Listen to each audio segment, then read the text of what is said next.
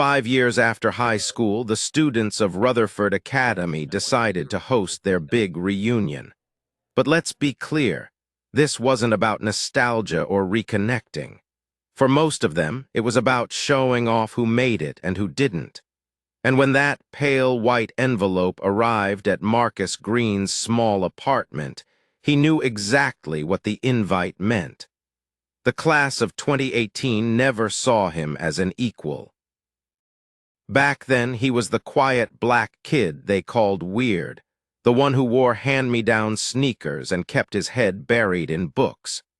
Teachers recognized his brilliance, but brilliance didn't erase whispers, didn't silence cruel jokes, didn't stop them from telling him he'd never last in the real world.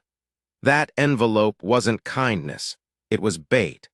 A chance for them to laugh at him one more time, to use him as the punchline for their reunion. But what they didn't know was that Marcus wasn't the same boy they remembered. He had walked away from those halls with his head down, but had spent the last 5 years building in silence.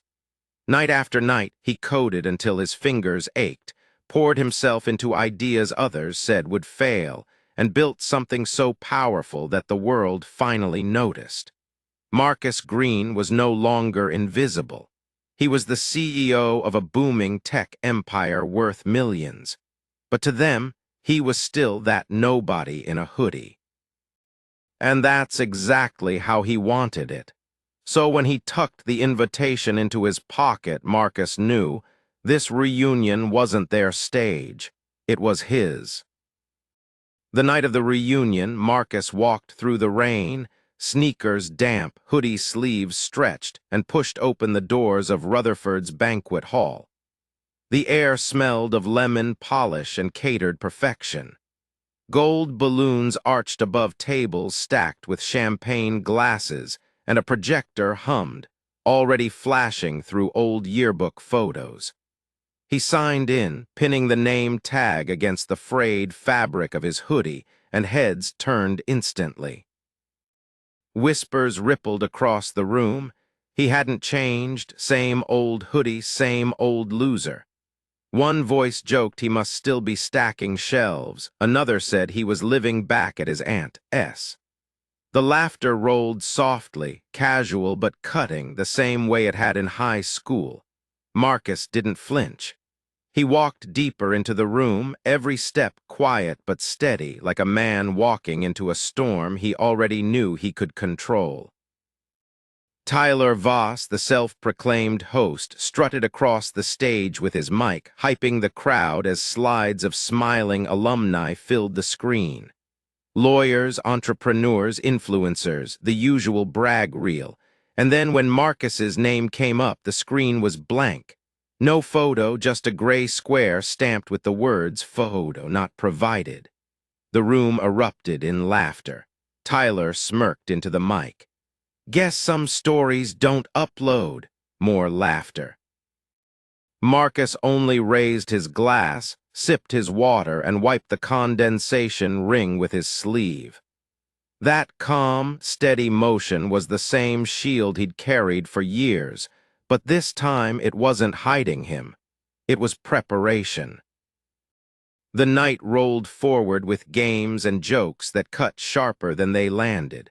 Awards for Best Glow-Up, Most International, Biggest Boss Energy. All meaningless titles wrapped in cheap gold borders. Tyler's grin stretched wider every time the crowd faltered, desperate to hold onto the spotlight. And then came the final jab, delivered with smug precision. "Honorable mention, most likely to still be different. Marcus Green, are you around?" The room went silent, then cracked with thin laughter. The kind that doesn't invite you in, the kind that burns. Marcus stood slowly, chair scraping against the floor, and gave the smallest nod. "Thanks." That was all. Then he sat back down, letting the silence drag behind him like a ghost no one wanted to confront. Around him, whispers spun. Why did he even come? Someone joked he was just content, the reunion's mascot. But another voice, quieter, admitted, "He's calm. That's not nothing." Marcus folded his napkin into a square with methodical patience, each crease crisp and deliberate, as if even that small act carried meaning. Because he wasn't there to react. He was there to let the room tell on itself, to watch arrogance collapse under its own weight. Every laugh aimed at him only proved how much they still underestimated him. And Marcus, for the first time, felt the power shift. They thought they were mocking him, but really they were building the stage he was about to own. As the night dragged on, the cracks in his classmates' perfect facades grew clearer. Chase bragged loudly about startups and investors, but when his credit card was declined at the bar, the silence was deafening. Brooke paraded with champagne in hand, but her smile never touched her eyes. Even Tyler's polished jokes were wobbling like a tower of cards ready to fall. They were so desperate to prove they had made it, but Marcus could see the strain in every laugh, the brittleness behind every story. He stayed quiet, sitting in his corner, observing the chaos unfold like a coder reading error logs. They didn't realize yet that the very stage they stood on belonged to him. Because while they threw around hollow victories, Marcus carried something none of them could fake, real achievement. And the irony? They were all standing inside a hall that Marcus himself had paid for, a fact not yet revealed but about to drop like a thunderclap.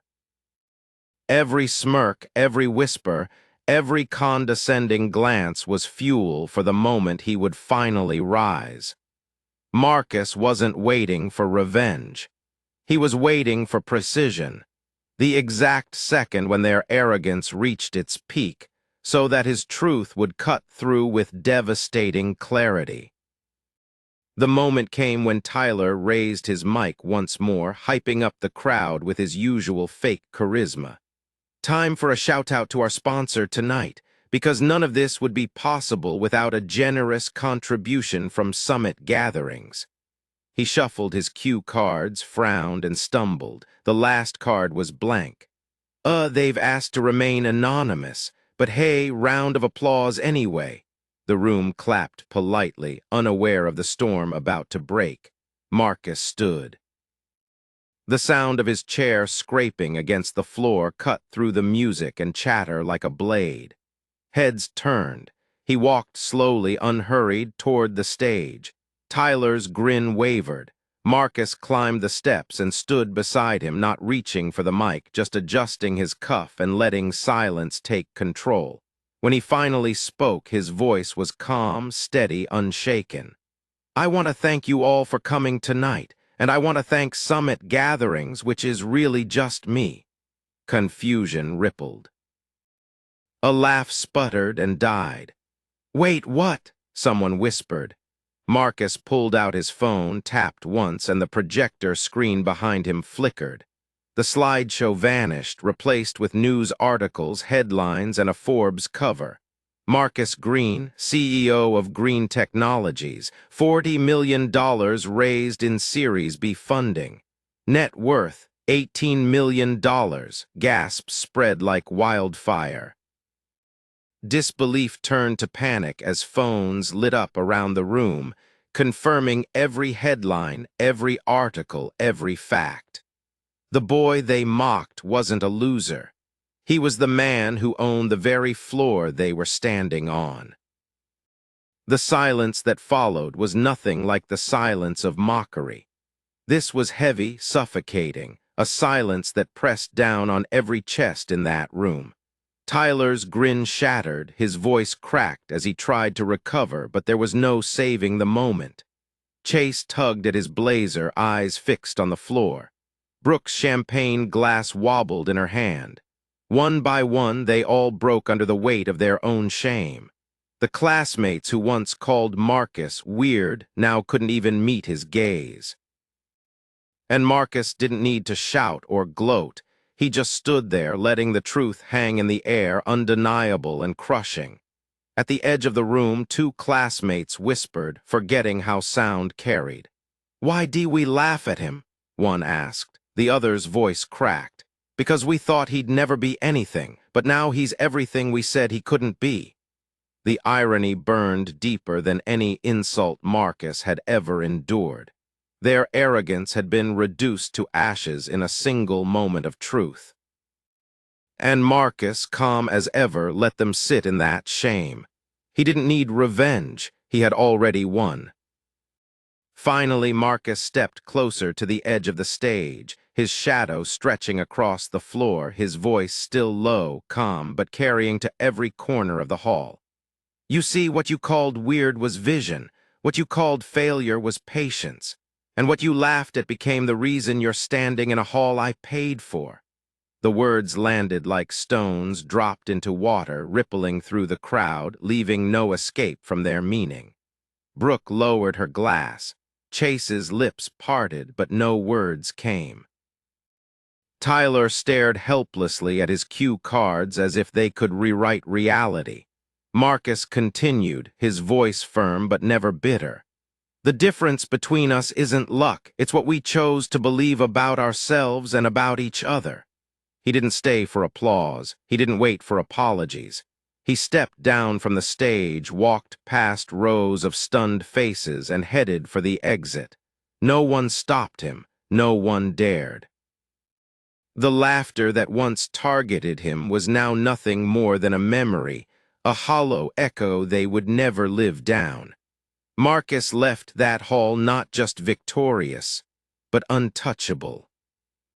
When Marcus stepped into the night air, the cool breeze met him like freedom. For the first time, the label of loser was gone forever. He hadn't just survived their mockery. He had owned the very stage they tried to bury him on. The same kids who thought he would fade into nothing now carried the weight of knowing he had become everything they were. Marcus didn't need their approval. His success was bigger than their opinions, louder than their laughter, and proof that sometimes the best revenge is quiet, undeniable triumph. And that leaves us with one question for you. If you were in Marcus's shoes, mocked, underestimated, invited back only to be laughed at, would you have revealed your success the way he did, or walked away in silence, knowing the truth was enough? Drop your thoughts in the comments below because your perspective matters. And if this story moved you, hit that like button, share it with a friend, and make sure to subscribe for more powerful stories that flip the script on arrogance. Until next time, remember, sometimes the quietest person in the room carries the loudest victory.